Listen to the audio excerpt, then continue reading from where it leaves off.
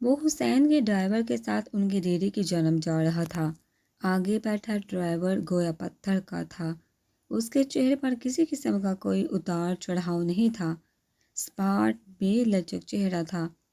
اس نے پیچھے جانگتے شیشے میں اس کا چہرہ دیکھا اور پھر جڑجڑی لے کر کھڑکی سے باہر دیکھنے لگا۔ ان دنوں اس کی زندگی ویسے بھی عذاب میں کی ہوئی تھی حویلی کے بچوں نے، تو اس سے بہتر تھا کہ وہ کسی ایسی جگہ رہ لیتا جہاں اسے کوئی پریشان نہ کر تھا، کوئی اس کو تانے اور دوسرے حرافات کا نشانہ نہ بناتا۔ یہی سوچ کر اسے ایک گونا سکون ملا تھا، مگر ذہن حسین کی باتوں کی جانب بھٹکا۔ وہ کہہ رہے تھے کہ وہ اس کے والدین کو جانتے تھے، اور اگر اسے بھی اس کے والدین مل گئے تو زندگی، ہاں، اس کی زندگی کتنی آسان ہو جائے گی۔ کوئی اس کو پھر گالیاں نہیں دیکھا، مٹی میں نہیں رولے گا۔ ہاں، ایسا ہی ہوگا، ایسا ہی ہونا چاہیے تھا۔ ڈرائیور نے گاڑی ایک سنسان علاقے میں روکی تو وہ چونکا، پھر دروازہ کھول کر پچھلی سیٹ سے باہر نکل آیا۔ سامنے ریڑے کا چھوٹا دروازہ کھلا تھا۔ ڈرائیور نے اسے اندر چلنے کا اشارہ کیا تو اس نے لڑکھڑاتے قدموں کو آگے بڑھا دیا۔ کہیں غلطی تو نہیں کر دی اس نے یہاں آ کر؟ اس کی پیشانی پر پسینہ آنے لگا تھا اور دل آنے والے لمحات کا سوچ کر ہی رکا جا رہا تھا۔ اسے بہت عجیب سے خدشے آ رہے تھے، کہیں کچھ غلط تھا۔ اس نے غلطی کر دی، دل کو جگرتے خوف نے اس کا چہرہ سفید کر دیا تھا۔ پھر بھی وہ من ہوتے قدموں کو گھسیٹتا آگے بڑھا۔ جیسے ہی لان کے درمیان پہنچا تو ڈرائیور نے اس کے ہاتھ پیچھے سے جگڑے اور وہ یکدم بری طرح سے چونکا۔ چھوڑو چھوڑو مجھے، حسین سرکار کہاں ہے؟ بلاؤ انہیں، چھوڑو مجھے۔ اس نے مزاحمت کی تو اس کراہتے چہرے والے نے اس کے منہ پر ایک تماچا رسید کیا۔ اس کا رخسار شروع ہو گیا تھا۔ میں کہہ رہا ہوں چھوڑو مجھے، مجھے واپس جانا ہے گھر، مجھے گھر جانا ہے، چھوڑو مجھے سردار بابا، سردار بابا مجھے بچائیے، مجھے بچائیے، یہ مجھے مار دے گا۔ وہ چلا رہا تھا مگر ڈیرہ رات کی سیاہی میں خاموش تھا۔ اس کی چیخیں پلٹ پلٹ کر واپس آ رہی تھی۔ ڈرائیور نے اسے کباڑ خانے کے اندر پٹھا اور پھر اسے گردن سے دبوچ کر دیوار سے لگایا۔ اس کا سانس یکدم بند ہوا تھا۔ کباڑ خانے کے اندر عجیب سی انسانی گوشت اور خون کی بو پھیلی ہوئی تھی۔ اس کا جی متلایا، اگر ایک دفعہ اور آواز نکلی تو یہیں سے زمین میں گاڑ دوں گا دوبارہ، کسی کو تمہاری ایک ہڈی بھی نہیں ملے گی، سمجھے؟ ایک جھٹکے سے اس کی گردن چھوڑی، تب وہ بری طرح سے کھانستا ہوا زمین پر گرا، ہاتھوں کو مٹی پر رکھا اور گہرے گہرے سانس لینے لگا۔ بے یقینی اس قدر تھی کہ اسے کچھ سمجھ ہی نہیں آ رہا تھا۔ حسین، حسین سرکار کو بلاؤ، حامدے اس نے کہا تو آگے والے نے اس کے چہرے پر لات ماری۔ وہ ایک جانب لڑکا، آنکھوں میں گرم گرم آنسو بے اختیار پھسل رہے تھے۔ کوئی نہیں آئے گا یہاں، کسی کو یہاں کا نہیں پتہ ہے، تم مرو گے اور پھر یہاں سے نکلو گے، کیونکہ اس جگہ سے وہ اس کے سامنے بیٹھا اس نے آنسو سے بھیگا چہرہ اٹھا کر اسے دیکھا تھا۔ کوئی بھی آج تک زندہ بچ کر نہیں گیا۔ اس کباڑ خانے میں انسانی گوشت کی بو تمہیں اس لیے آ رہی ہے کیونکہ یہاں بہت سے انسان قتل ہو چکے ہیں۔ یہ کمرہ بہت سے جانوں کو ختم ہوتے دیکھ چکا ہے اور اب تمہاری باری ہے۔ وہ ایک دم اٹھا تو اس نے بے احتیاط اس کے پاؤں کو تھام لیا۔ خدا کے لیے مجھے لے کر جاؤ یہاں سے، مجھے واپس جانا ہے سردار بابا کے پاس، خدا کے لیے۔ دیکھو تمہاری بھی تو کوئی اولاد ہوگی نا، تمہیں اس کا واسطہ، مجھے نکالو یہاں سے۔ اس کے پاؤں کو تھامے وہ زمین پر لیٹا رو رہا تھا، اس سے بلک بلک کر درخواست کر رہا تھا۔ دفتن آگے والے نے پاؤں کو جھٹکا تو اس کا ہاتھ دور ہوا، پھر اس نے اس کے ہاتھ پر اپنا بوٹ والا پاؤں رکھ کر دبایا۔ ایک دلدوز چیخ اس کے منہ سے نکلی تھی۔ اسے لگا اس کی انگلیاں ٹوٹ گئیں۔ اس میں رونے کی ہمت بھی باقی نہیں رہی تھی، مگر پھر بھی آنسو کے چہرے سے لڑکا کچی مٹی میں جذب ہو رہے تھے۔ وہ شخص آگے بڑھا تو اس نے اپنا ہاتھ اٹھا کر دیکھا۔ اس کی انگلیاں سرخ ہو چکی تھی اور بہت بری طرح کچلی ہوئی لگتی تھی۔ اس کا پورا ہاتھ تکلیف کی شدید گرفت میں آ گیا تھا، گھٹنوں کے بال بیٹھے اس نے اپنا کامتا ہاتھ سیدھا کیا۔ درد اس قدر ہو رہا تھا کہ اس کی برداشت سے باہر ہونے لگا۔ اپنے آستین سے اس نے اپنے آنکھوں سے گرتے آنسو خشک کیے، مگر وہ بل بل بہہ رہے تھے۔ یکا یک دروازہ بند ہونے کی آواز آئی تو اس نے چونک کر چہرہ اٹھایا۔ وہ دروازہ لاک کر کے آگے بڑھ گیا تھا۔ ولی بے اختیار اٹھ کر دروازے کی جانب بھاگا۔ کچلا گیا ہاتھ مسلسل کانپ رہا تھا۔ اس نے دوسرے ہاتھ سے ہذیانی انداز میں لاک کو گھمایا مگر وہ مقفل تھا۔ کھولو دروازہ، مجھے باہر نکالو۔ اس کے جسم میں خوف کی ایک شدید لہر اتری تھی۔ پل بھر ہی میں اس کا وجود پسینے میں نہا گیا تھا۔ پیچھے تاریک کباڑخانہ ویسے عجیب سی بو کے حصار میں تھا۔ اس نے خوف سے پلٹ کر پیچھے دیکھا، پھر زور زور سے دروازہ بجانے لگا۔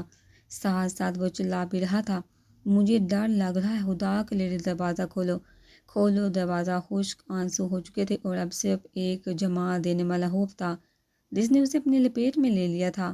کانپتا ہاتھ درد کی شدت سے گویا پھٹنے لگا تھا۔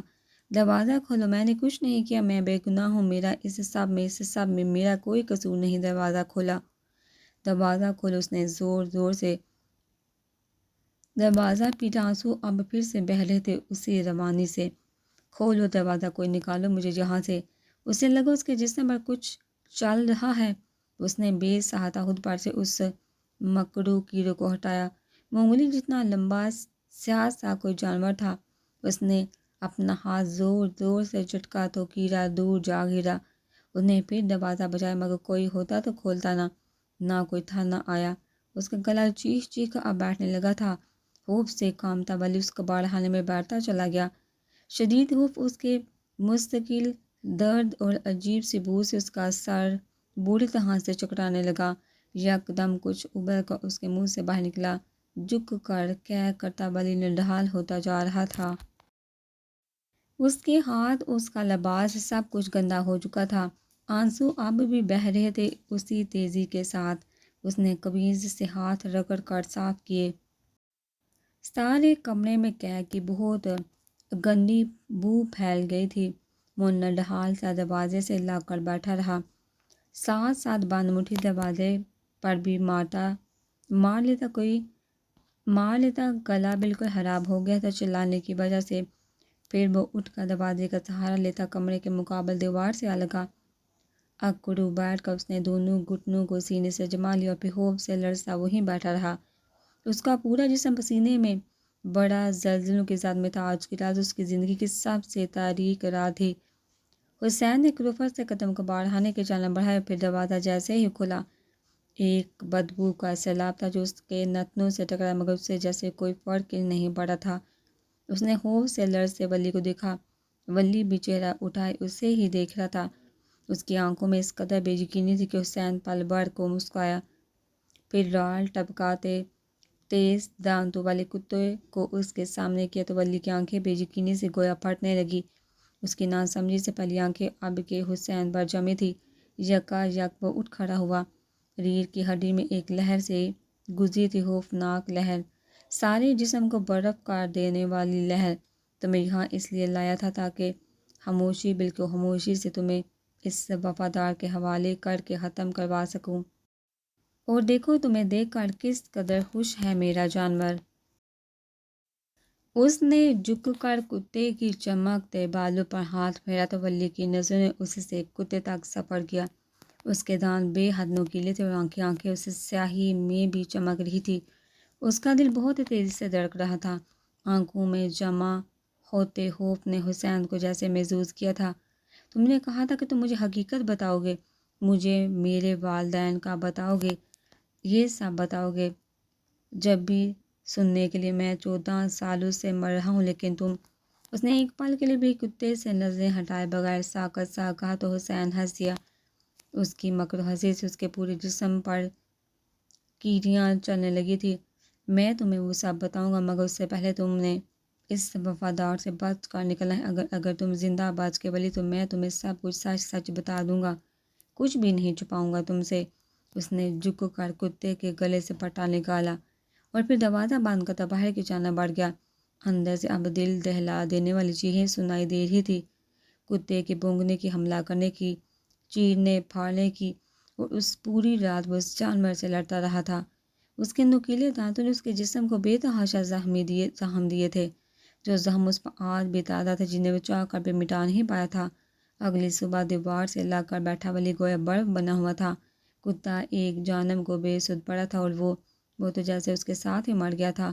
اس کی آنکھیں خشک تھی، سرخ تھی خشک، ہاتھ میں پکڑا ٹوٹا کانچ اس سے زور سے پکڑ رکھا تھا۔ اس کے ہاتھ سے خون کی چند بوندیں بہہ کر کچی زمین میں جذب ہونے لگی، مگر اسے جیسے کسی درد، کسی تکلیف کا احساس نہیں ہو رہا تھا۔ ولی مر گیا تو اسی رات اس کتے کے ساتھ اگلے 3 دنوں تک وہ اس کباڑ خانے میں بھوکا پیاسا بند رہا۔ حسین اسے یہاں مارنے لایا تھا، مگر وہ زندہ بچ گیا تھا۔ وہ واقعی صحت جان واقعہ ہوا تھا۔ نہ کسی انکشاف نے اس کو ہلایا تھا اور نہ کسی جانور کی زد میں آ کر اس نے دم دیا تھا۔ وہ سروائیو کر رہا تھا۔ اسے کچھ اس کے اندر اتنا برداشت کہاں سے آئی، یہ تو اسے خود بھی نہیں معلوم تھا۔ کئی روز اور وہ اس جگہ پر رہا، پھر اسے اٹھا کر ایک تاریک سرنگ میں ڈالا گیا تھا۔ کئی روز کی بے خوابی اور کئی دن کا بھوکا ہونے کی وجہ سے وہ گویا مردہ ہو گیا تھا۔ اس میں کسی چیز کی سکت باقی نہیں رہی تھی۔ سرنگ کے اوپر ٹرین کا راستہ تھا اور وہ سرنگ ایک اندھیر حصے میں بنی تھی۔ جس رات اسے اس سرنگ میں لا کر ڈالا گیا، اس رات بہت تیز بارش ہو رہی تھی۔ زور و شور سے بجلی کی کڑک و گرج کے ساتھ اوپر شور کا آسمان تھا اور نیچے سرنگ میں پڑا بے سود ولی۔ اسے پتہ تھا کہ اب وہ مرنے والا ہے، بس ابھی کچھ ہی وقت میں وہ جان دے دے گا۔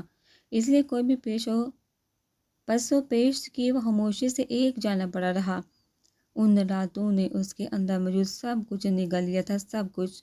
ولی احمد کھوکھلا ہو گیا تھا۔ یکایک اسے کسی کے قدموں کی چاپ سنائی دی۔ وہ قدم اس کے قریب آ رہے تھے، بہت آہستگی سے، مگر اس میں چہرہ اٹھا کر دیکھنے کی ہمت نہیں تھی۔ اس کی جان ختم ہو رہی تھی۔ پھر کسی نے اسے سیدھا کیا۔ آسمان بہت زور سے گرجا تھا۔ بجلی کی چمک نے ایک پل کو سب کچھ روشن کر دیا تھا۔ کوئی اس پر جھکا، اس کا گلا دبا رہا تھا۔ اس نے آنکھیں کھول کر دیکھی، ہاں وہ حسین تھا، اس کا باپ، اس کا مجرم۔ اس کے اندر آواز نکالنے کی ہمت نہیں تھی، پھر بھی اس نے اس کے ہاتھوں کو ہٹانے کی کوشش کی تھی۔ وہ مستقل پیر رگڑ رہا تھا، مگر بے سود۔ اس کے آگے اندھیرا چھانے لگا، اندھیرا ہی اندھیرا، پھر روشنی، پھر سفید اور سیاہ نقطے، نقطے ہی نقطے۔ اس کا جسم آہستہ آہستہ جھٹکے کھا رہا تھا۔ دھند میں لپٹی فجر اس کے آس پاس بکھرنے لگی۔ وہ سردار بابا کا ہاتھ تھامے مسجد کی جانب جا رہا تھا۔ نیلی روشنی، گہرا جامنی آسمان، ہر سو پھیلا سکون۔ حسین نے پورا زور لگا کر اس کا گلا دبا دیا۔ اس کے منہ سے عجیب سی آوازیں نکلنے لگی، جیسے موت کی طرف جاتے انسان کے حلق سے نکلتی ہیں۔ حسین کی پیشانی سے ٹپکتا پسینہ اس کے چہرے پر گرا۔ موت بھی پسینے میں شرابور ہو رہا تھا۔ یکایک اس کی آنکھیں بند ہونے لگی، مزاحمت دم توڑنے لگی، مٹی کو رگڑتے پیر رکنے لگے۔ حسین کے ہاتھوں پر جمے اس کے ہاتھ ڈھیلے پڑ گئے۔ ولی احمد ختم ہو گیا۔ آسمان اب اتنا زور سے گرجا کہ سارا گاؤں لرز اٹھا۔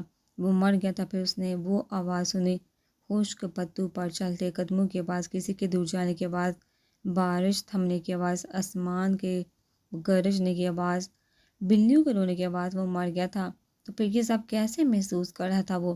کیا وہ زندہ تھا؟ شاید وہ زندہ تھا، شاید مر گیا، یا شاید وہ کوئی خواب دیکھ رہا تھا، ایک بھیانک خواب۔ اس نے دھیرے دھیرے آنکھیں کھولی۔ پلکوں پر بہت سا بوجھ آن گرا تھا۔ اس نے پھر آنکھیں بند کی۔ آس پاس ڈاکٹرز کھڑے تھے، ساتھ اس نے زمان کو بھی دیکھا۔ بی جان ایک جانب بیٹھی رو رہی تھی۔ اس کے چہرے پر انہوں نے کچھ چڑھا رکھا تھا۔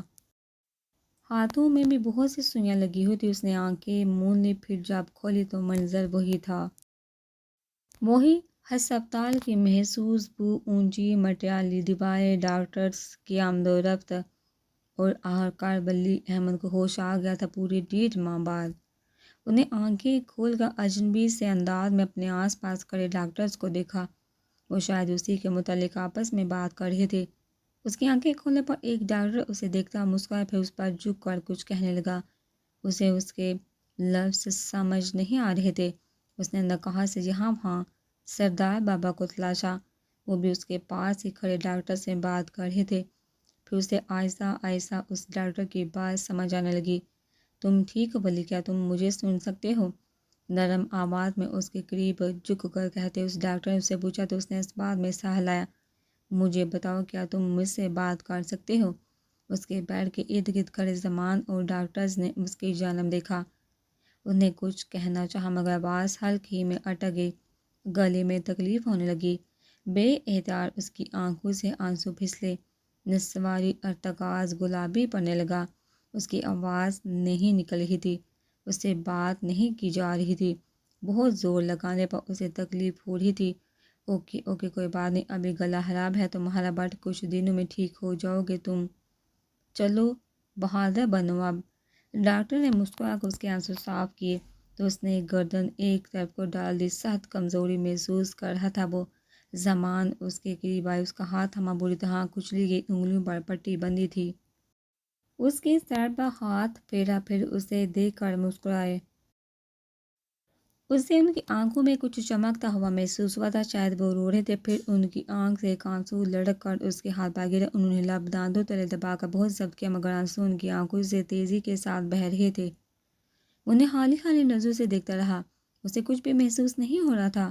مجھے لگا میں نے کھو دیا تمہیں۔ کچھ دنوں بعد وہ گویا ہوئے تو آواز آنسو سے لرز رہی تھی۔ اب وہ انہیں کیا بتاتا کہ وہ تو واقعی اس ولی کو کھو چکے تھے۔ مجھے لگا میں نے غلطی کر دی تمہیں دور بھیج کر، میں خود کو کبھی معاف نہیں کر پاؤں گا۔ ولی مجھے معاف کر دو میرے بچے۔ اس کا ہاتھ اپنے ماتھے سے لگا کر پھور پھور کر رو پڑے تھے۔ اس کی دائیں آنکھ سے آنسو پھسل کر تکیے میں جذب ہوا، آنکھوں میں گویا کھرچیاں سی بڑھ گئی۔ کچھ بولنے کے لیے لب واقعی تو آواز نہ نکلی، ہونٹ لرز کر رہ گئے۔ میں نہیں چھوڑوں گا جس نے بھی کیا یہ۔ تم ٹھیک ہو جاؤ، میں ان کی کھال کھینچ لوں گا، میں ان کو سلاخوں کے پیچھے سزا دوں گا، سڑواؤں گا۔ تم جلدی ٹھیک ہو جاؤ، ہمیں بہت سے کام کرنے ہیں ساتھ۔ آنسو خشک کر کے بولتے ہوئے جیسے سب کچھ تباہ کر دینا چاہتے تھے۔ اس نے کچھ نہیں کہا، وہ کسی کو بھی کچھ نہیں بتائے گا۔ یہ اس کی جنگ ہے، وہ اس جنگ میں کسی کو بھی اپنے ساتھ نہیں گھسیٹے گا، اور اپنے قریبی لوگوں کو تو کبھی نہیں، ہرگز نہیں۔ شام ہوئی تو بھی جان چلی گئی، اسے سے لپٹ کر بہت روئی مگر وہ نہیں رویا۔ اسے کوئی چیز نہیں رلا رہی تھی، اس کا اندر باہر سپاٹ ہو گیا تھا، بے حد بے حساب۔ اس کے ہوش میں آنے کی اگلی شام حسین اس کے کمرے میں داخل ہوا، سفید لباس زیب تن کی، ہاتھوں میں پھولوں کا گلدستہ لیے۔ نرم مسکراہٹ کے ساتھ اس کے اندر کچھ نہیں ابھرا، نہ نفرت، نہ غصہ، نہ کوئی انتقامی جذبہ۔ جب نظریں اٹھا کر اس کا چہرہ دیکھا تو اس نے ان میں ٹھنڈے گوشت کا سا تاثر تھا، ان آنکھوں میں اب کچھ باقی نہیں رہا تھا، ویران اجاڑ تباہ ہوئے شہر کی سی حالت تھی وہاں۔ کیسے ہوا یہ سب؟ وہ اب فکر مندی سے زمان سے اس کی بابت استفسار کر رہا تھا۔ زمان نے کاٹ کھانے والی نظروں سے اس کا چہرہ دیکھا۔ مجھے کسی بھی بے ادبی پر مت اکسائیے باجی، اور ابھی کے ابھی اسی وقت میری نظروں کے سامنے سے چلے جائیے، نہیں تو میں کچھ ایسا کر بیٹھوں گا جو ہم میں سے کسی کے لیے بھی اچھا نہیں ہوگا، اور اس سے پہلے میں اپنا ضبط کھو دوں۔ Get lost. وہ آخر میں داڑھے تھے، حسین کے چہرے پر نہ سمجھی پھیلی۔ ولی کی طرف چہرہ گھمائے، کیا تم نے بتایا نہیں کہ وہ میں نہیں تھا؟ باجی میں نے کہا ابھی کے ابھی یہاں سے جائیے۔ اب کے زمان چلائے تھے اتنے زور سے کہ آواز میں خراش پڑ گئی۔ آرام سے زمان، پہلے سے تو پوچھ لو۔ زمان نے ایک قہر آلودہ نظر ان پر ڈال کر چہرہ ولی کی جانب پھیرا، انہیں سپاٹ نظروں سے حسین کو دیکھ رہا تھا۔ اس کی آواز ابھری، بیٹھے ہو خراب سی آواز، یہ وہ نہیں۔ زمان دک سے رہ گئے، چند لمحوں کے لیے سارے کمرے میں سناٹا چھا گیا۔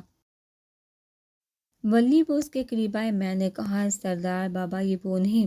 اس نے ایک پل کے لیے بھی اپنی نظر حسین کی نظروں سے ہٹائے بغیر کہا۔ زمان یکدم پیچھے ہوا، پھر بے داغ دامن والا شخص تھا، جھٹک کر کمرے سے باہر نکل گیا۔ وہ آدمی اتنا ہی اجلا تھا جیسے ہمیشہ سے سب کی نظروں میں رہا تھا۔ ولی نے اس کو میلا کرنے کی کوشش کی بھی نہیں تھی۔ زمان نے اس سے دوبارہ اس کے متعلق بات نہیں کی، وہ اس کو سمجھتے تھے مگر یوں اس کے اس طرح سے پیچھے ہٹنے پر وہ کیا کر سکتے تھے؟ اس کے ساتھ زبردستی تو ہرگز بھی نہیں۔ رات سر پر کھڑی ہوئی تو زمان اس کے بیڈ کے ساتھ لگے صوفے پر لیٹ کے ان کے سوتے ہی وہ دھیرے سے بستر سے نکلا، ہاتھ میں لگا کنولا نوچ کر اتارا اور واش روم کی جانب بڑھ گیا۔ واش روم میں لگا شاور چلا کر وہ گھنٹوں اس بہتے پانی کی دھار تلے کھڑا رہا، بھیگتا رہا۔ شاور سے گرتے پانی میں اس کی آنکھوں سے بہتا گرم پانی بھی شامل ہو رہا تھا۔ اس کے قدم لڑکھڑائے تو اس نے دیوار کو تھاما۔ بال اس کے ماتھے پر چپک گئے تھے اور ہسپتال کا گاؤن مکمل طور پر گیلا ہو چکا تھا، مگر وہ پرواہ کیے بغیر اس پانی کے نیچے کھڑا رہا۔ پھر وہ آہستہ سے نیچے بیٹھ کے، اسے یاد نہیں کہ اس نے اس شاور کے نیچے کتنے گھنٹے گزارے، مگر پھر اسے زمان نے وہاں سے اٹھایا۔ اس کے ذہن میں مٹی سی یادیں تھی، کچی کچی۔ وہ اسے دوسرا گاؤن پہنا کر بستر پر لٹا رہے تھے۔ اس کے ہونٹ نیلے پڑنے لگے، جسم بری طرح کانپ رہا تھا، شدید بخار کی وجہ سے اس کا سارا جسم گویا جل رہا تھا۔ پھر اگلے پورے مہینے وہ ہسپتال میں رہا۔ 1 مہینے بعد اس کو ڈسچارج کیا گیا تو وہ دوبارہ حویلی چلا آیا اپنے کمرے میں۔ زمان اور بی جان اسے بالکل بھی تنہا نہیں چھوڑتے تھے۔ ہمیشہ کوئی نہ کوئی اس کے ساتھ ہوتا، اس سے باتیں کرنے کی کوشش کرتے، مگر وہ ان کے کسی بھی بات کا جواب نہیں دیا کرتا تھا۔ رات جب وہ اسے سونے کی تاکید کر کے جاتے تو وہ شاور تلے گھنٹوں بیگتا رہتا، کبھی اپنے جسم کو ہنسیانے انداز میں صاف کرتا، بہت بار سے اس گندگی کو مٹانا چاہتا تھا جس سے وہ پیدا ہوا تھا۔ اسے یوں اس صاف پانی میں بیگ کر اپنا آپ صاف کرنا شاید واحد حل نظر آتا تھا۔ پھر اگلے 1.5-2 سال تک اس نے اسکول کی شکل تک نہیں دیکھی۔ وہ اس قدر بھٹکا ٹوٹا تھا کہ پڑھائی کرنا ناممکن سی بات تھی اس کے لیے۔ جب اس کی ذہنی حالت درست ہوئی تو اس کو دوبارہ سے اسکول میں داخل کروا دیا گیا۔ جب اس نے اسکول چھوڑا تو اس وقت 8ویں جماعت میں تھا، پھر اسے 9ویں جماعت میں داخلہ دلوایا گیا اور اسکول جانے لگا۔ اس کا جسم وقت کے ساتھ ساتھ مضبوط اور ٹھوس ہوتا جا رہا تھا، وہ قد نکال رہا تھا، بڑا ہو رہا تھا، خوبصورت ہو رہا تھا، مگر خود کو آئینے میں دیکھ کر اسے کچھ بھی محسوس نہیں ہوتا تھا، سب حال ہی تھا، سب کچھ۔ اور پھر ایک دن وہ ہوا جو اس نے سوچا بھی نہیں تھا۔